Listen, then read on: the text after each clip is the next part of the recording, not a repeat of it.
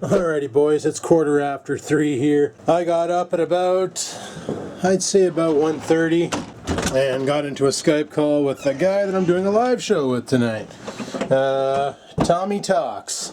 And I'm going to be posting the link to that live show on my Facebook tonight when it does go live. So if people want to go watch, they can. We can get a bunch of viewers on there, have a good old time. But as for me right now, I need to head off and get some propanes. Because if you recall yesterday, the barbecue died because the propanes ran low. So yeah, tonight at around 7 o'clock we're going live. Turns out we both live in the same time zone, so coordinating shouldn't be too difficult. And we already chatted. Told him 7 o'clock. Be cool with that. It's on. Alrighty people, we got the propane into the guy here. So we'll go ahead, close her up. I'm gonna go over to Crappy Tire. I think it's around 14 bucks to fill a bomb there, so we'll bring it there and we'll get it filled up and barbecue some chicken tonight. Let's go out to Canadian Tire and get ourselves some gas for the Barbie. I knew that tank wasn't going to last. I'm impressed it lasted this long, to be honest with you. That means that barbecue is really efficient, because when I took the tank off of red and put her on the black barbecue there, the new one, I figured maybe 2-3 barbecues, she'd be flat. I didn't think I would get through all my vacation barbecuing every night pretty much, except for when I was down in London off of what little was left in that tank. That's impressive, but I do definitely need to buy a secondary cylinder. That's a given. I need to buy one, have a backup, you know, so when this does happen, it's just a 10-second swappy swap, not a freaking, oh, time to go use the confectional oven and finish dinner, you know. Because like, what if the power would have failed? I would have been like completely cocked. I wouldn't have had any way to finish cooking that chicken, and I couldn't eat it the way it was last night because it only cooked for like maybe 20 minutes, not even 20 minutes, maybe 15 minutes, and the inside was still pink. So if I would have ate that, I probably would have got sarsaparilla poisoning, and that wouldn't have been a good time. Had that once, a long time ago. My buddy, his parents are notorious for buying farm eggs, right? And when you get farm eggs, you got to be careful when you crack them, because if you come across a bloody egg, you got to throw that one in the garbage, because the bloody eggs will give you sarsaparilla. Well, he didn't realize it and didn't know, and he was being stupid. Gets a bloody egg, what does the arsehole do? Makes that my egg and doesn't tell me. Just mixes the blood in with the rest of the stuff so it's all the same color. And, oh, here buddy, I cooked you an egg, here, enjoy. Oh, thanks man, I eat the egg and like an hour and a half goes by and it feels like somebody's got a Makita drill in my gut, set to reverse with a spatula onto it, totally wrecking my insides. It hurt like no other. I'm like, I don't know if I got to poop or what. Oh man, I feel so sick. And he's like, oh, I hope it's not from the egg. And I'm like, why would an egg make me feel sick? And he goes, well, there was blood into it. And I'm like, are you serious? And he's like, yeah. I'm like, let's go to the hospital. I probably have sarsaparilla. So, or salmonella or whatever, you know. I like calling it sarsaparilla because it's funny. But yeah, so we go to the hospital and sure enough, yup, acute case of salmonella poisoning. That was fun. Epicac isn't though. Epicac sucks. You ever had to do Epicac, you'll never want to do Epicac again. That stuff works quick though. You drink it and you got about 5 minutes to find something to barf into, because your insides are going to become your outsides pretty damn quick. Pretty damn quick. So we're gonna go scoop up this cylinder. I'm thinking about getting a 6er of beer for the show tonight. I bought a box of beer yesterday, but I kind of cocked that over last night playing Grand Theft Auto, because things were not going well in GTA last night. Oh, we're probably all getting banned. I'm gonna lose my account, all that progress and everything. We had some hacker kid come in. Like, okay, I dropped a video a while back about this kid named R6. He was kind of a tool bag, but whatever. He wanted to play with us, and we're like, yeah, sure, whatever, bud. So then this tool bag goes and invites a buddy of his in, and his buddy is hacking like freaking the Matrix, like hacking like a boss. All of a sudden, money starts raining down on Jetwash, and money starts raining down on me. I made $34 million last night standing still. Like, I didn't know what was going on at first because I wasn't in the room. I'm downstairs. I had to go rock a piss, so I went for a piss. I turned off the recorder when this was happening too, thank God. And I come back upstairs, and I can hear on my headphones Jetwash is just giving someone shit, and I'm like, oh God, what happened? And then I sit down and I look up and it's like $34 million. And I'm like, buddy? And he's like, 1 second, Adam, I got to deal with this. And I'm like, oh, 34 million. He's like, what? And I'm like, $34 million, bud. What happened? And he's like, oh, just, you know, R6 invited a guy in and he totally hacked the room and we're going to lose our accounts now and stuff. And I'm like, oh, frig sakes. Like, are you serious? Oh, shit. Friggin' EcoPed, like, right on my tits. Just that this happened.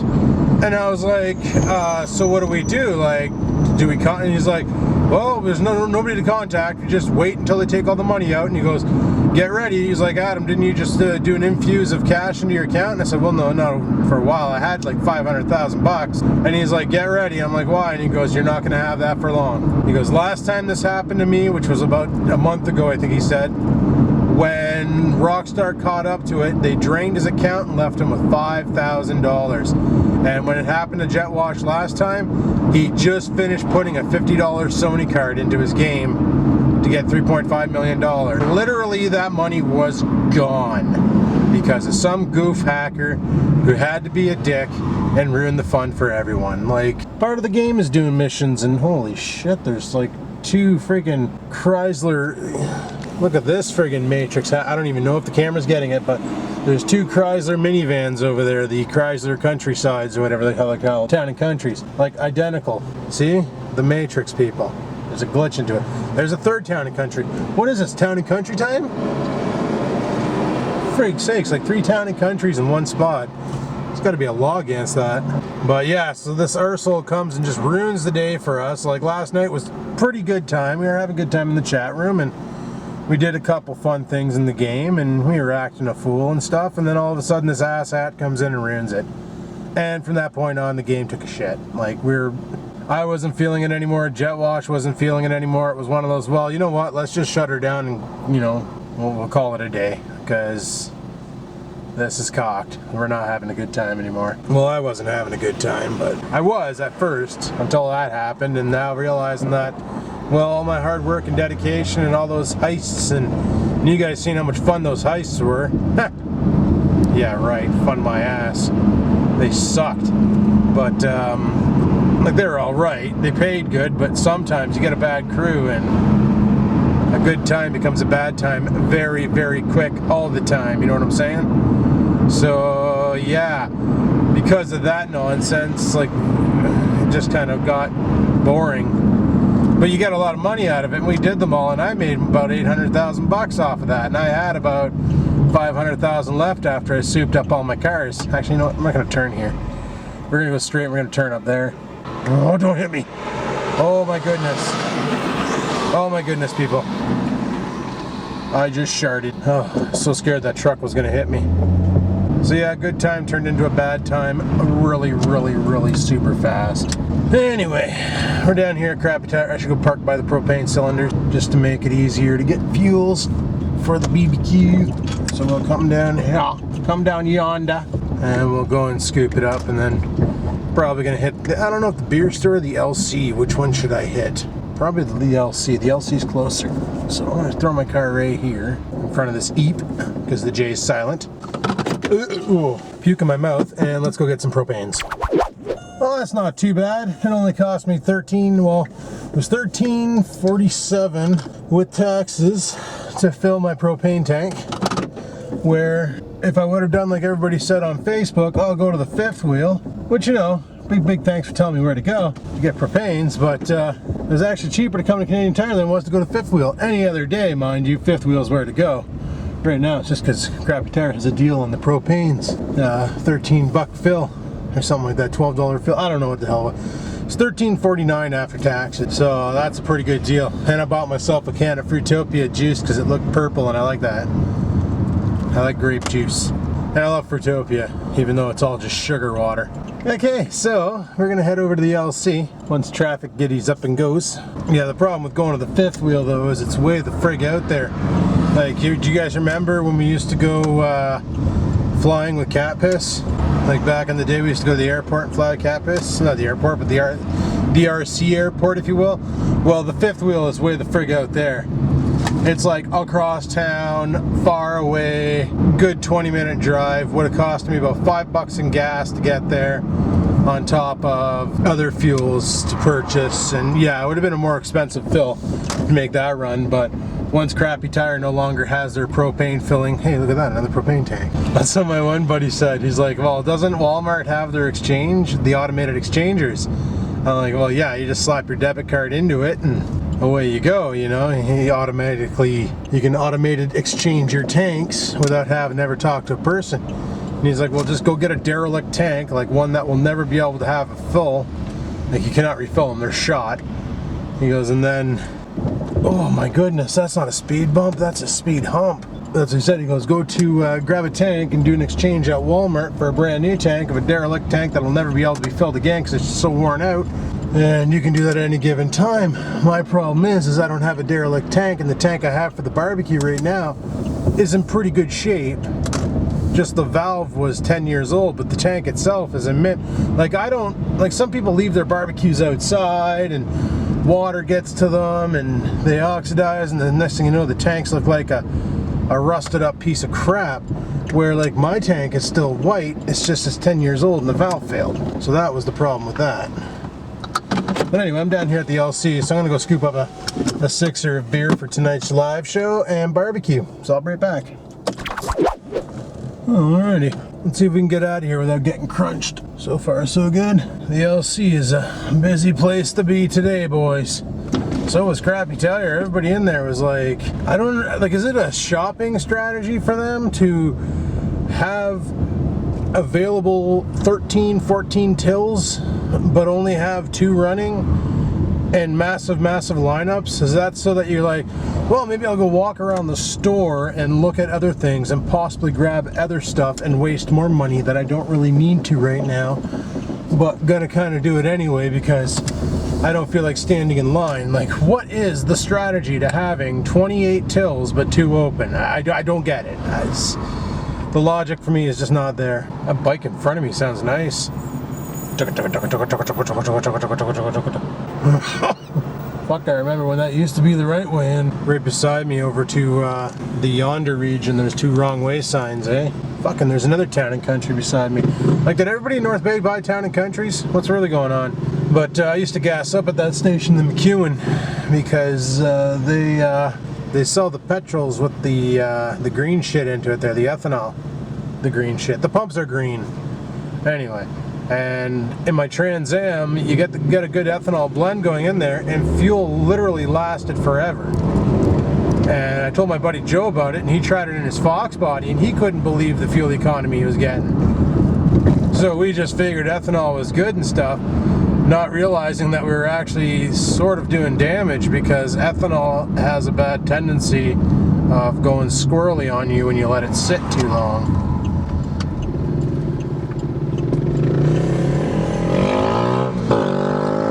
This is the reason why in my mowers, my tractors, my mini bikes, anything that is small engine, I run premium fuel because it's gasoline, no ethanol added. I'm not sure if that's a good practice or not. I know I don't need the 91 octane by any means necessary in those. They're low compression engines, but I was told ethanol and small engines don't get along. So if I'm wrong on that, by all means correct me in the comments, but I was always told that ethanol and small engines, not a good idea. You can do it, but if you're gonna let the gas sit, you're best to drain it out. Like if you're a winter guy, you know, drain the gas out of your mowers and all that out of the tanks back into a jerry and reuse that gas in the winter in your snowblower or skidoo or whatever other winterized thing you have that could require an engine and fuel, you know? Oh, does that mean I get to go? Because I'm gonna. Because I'm fucking gonna. Okay, so we got a propane bomb in the back, fully loaded, probably gonna blow up soon. We got beers and Mott's in a bag from the liquor store. Like next weekend, boys, I won't be able to drink. That's fine. I'm not too worried about it. Holy crap, they did some work at the football field here. They put up a fence. I used to go to this high school right beside me here. This one right here. This is Whitfield. This used to be my high school back in like 92-ish. Parents just lived down the road, so, you know, didn't have to take the bus. I just literally walked to school. The only time I ever took a bus was in pre-kindergarten and kindergarten, and that's because we lived on Wickstead, which was super far away from the school I was going to, so I had to take a bus. Other than that, the only other times I took a bus was field trips. I didn't really like the school bus, to be honest with you. It smelled funny. You know, all school buses, they have that odor. It's not quite prison, but it's pretty damn close odor, you know what I mean? So, I always liked walking to school, because then you get at least, you know, one last trot before you had to go in there and explain to the teacher why you didn't do your homework. At least that was my thing. I didn't care for school. School was boring to me. I don't know. I didn't really...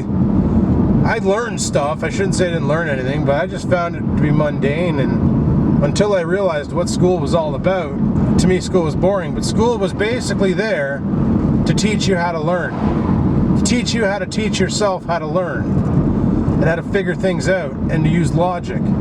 That's all school is. When people are like, well, when the hell am I going to need to find out how many apples it takes to fill a bucket? Well, no, it's to make your brain learn how to solve problems. That's all school is about.